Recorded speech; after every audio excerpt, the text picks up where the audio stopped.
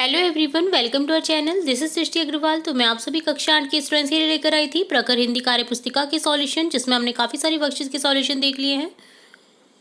यहाँ पर आगे बढ़ते हुए देखेंगे कार्यपत्रक 91 91 से कंटिन्यू।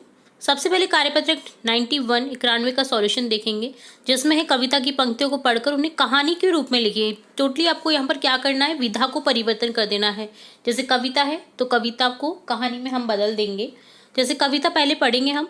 मैं घमंडों में भरा ऐठा हुआ, एक दिन जब था मुंडेरे पे खड़ा, अचानक दूर से उड़ता हुआ, एक तिनका आंख में मेरी पड़ा।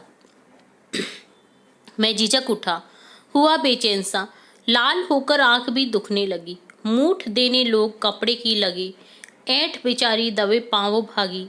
जब किसी ढप से निकला तनका गया, तब समझ में यूं मुझे ताने दिए, ऐठता तू किस लिए इतना रहा, एक तिनका है बहुत तेरे लिए। तो यहाँ पर एक छोटा सा तिनका भी आपकी अगर आंख में चला जाता है तो वो बहुत ज़्यादा पीड़ा कर देता है। जो हमारा अहंकार होता है कि हम बड़े हैं या हम बहुत कुछ कर सकते हैं, तो वो उस जो एंट होती हैं, जो अहंकार होता है, वो धरा का धरा रह जाता है। क्योंकि एक तिनका भी अपनी आंखों में नुकसान पहुंचा सकता है, दर्द कर सकता है, आपकी आंखों को दुखा सकता है, छोटा सा तिनका भी। तो हाँ, अपने आप पर बड़े होने का घमंड नहीं करना चाहिए, क्योंकि छोटी चीज़ भी आपको नुकसान पहुंचा सकती है, छोटी चीज़ भी बहुत इंपॉर्टेंट होती है।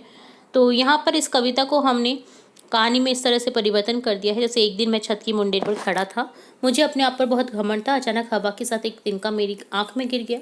मैंने आंख को मसला, लेकिन तिनका बाहर नहीं निकला। मेरी आंख लाल होकर सूज गई, वो बहुत दर्द होने लगा। तब मेरे घर के सदस्यों ने कपड़े की मूठ से आंख को सेका, बड़े यत्न से तिनका को बाहर निकाला। मेरी ऐंठ और घमंड भाग गया, क्योंकि मुझे समझ में आ गया था कि मैं कुछ नहीं हूँ, एक छोटे से तिनके ने मेरा घमंड दूर कर दिया। तो इस तरह से आपको कविता को कहानी में परिवर्तित करना था। क्या कभी तुम्हारी आंख में कुछ गिरा है, उसे निकालने के तुमने क्या प्रयत्न किए हैं, वो बताइए। हमारी आंख में एक बार रेत के कण उड़कर चले गए थे, तब हमने पानी की छींटे देकर आंख को साफ किया था। तो ये डन होता है कार्यपत्रक 91। अब देखेंगे कार्यपत्रक 92, जिसमें है एक सूचना। कोटा विश्वविद्यालय कोटा, महाराव भीम सिंह मार्ग, कबीर सर्किल, कोटा। क्रमांक दे रखा है, पुस्तक मेला सूचना दी गई है, दिनांक दे रखी है। इस विश्वविद्यालय द्वारा RUSA 2.0 योजना के तहत 20 लाख की भारतीय एवं विदेशी पुस्तकों पर कार्य किए जाने हेतु एक पुस्तक मेले का आयोजन विश्वविद्यालय के अकादमिक भवन भूतल पर 11 व 12 फरवरी 2020 को प्रातः 10 से सायं 5 बजे तक किया जा रहा है।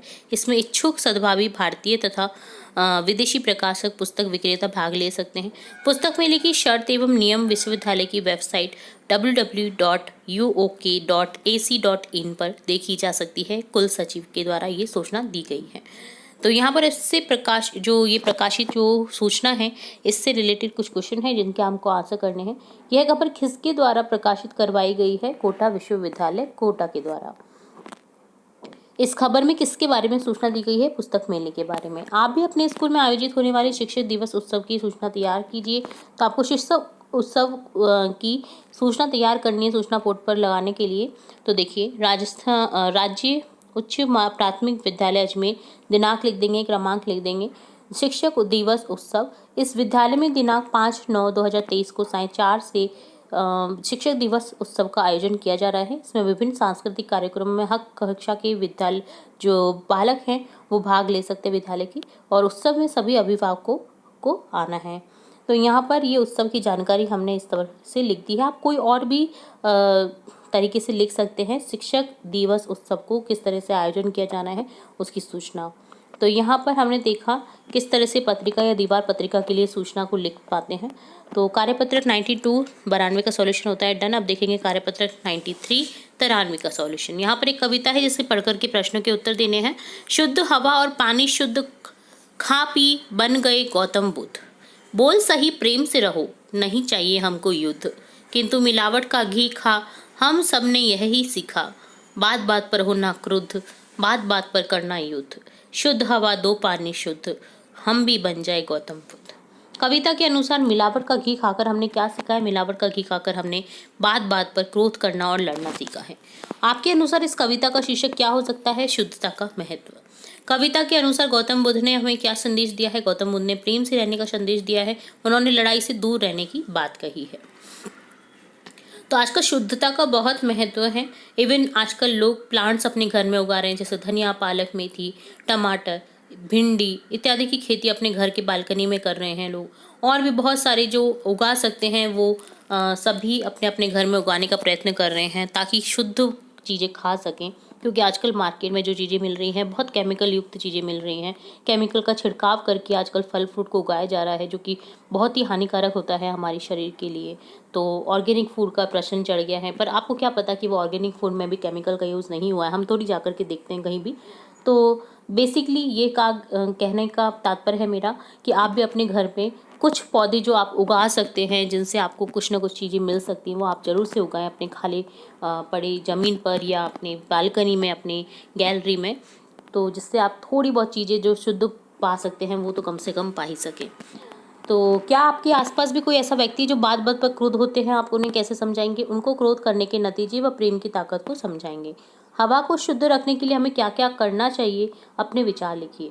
तो यहाँ लिखेंगे कचरा इधर उधर नहीं फेंकना चाहिए, क्योंकि कचरा इधर उधर फेंकने से जो उसकी गंध है वो हवा में फैलेगी, जिससे वायु प्रदूषण होगा।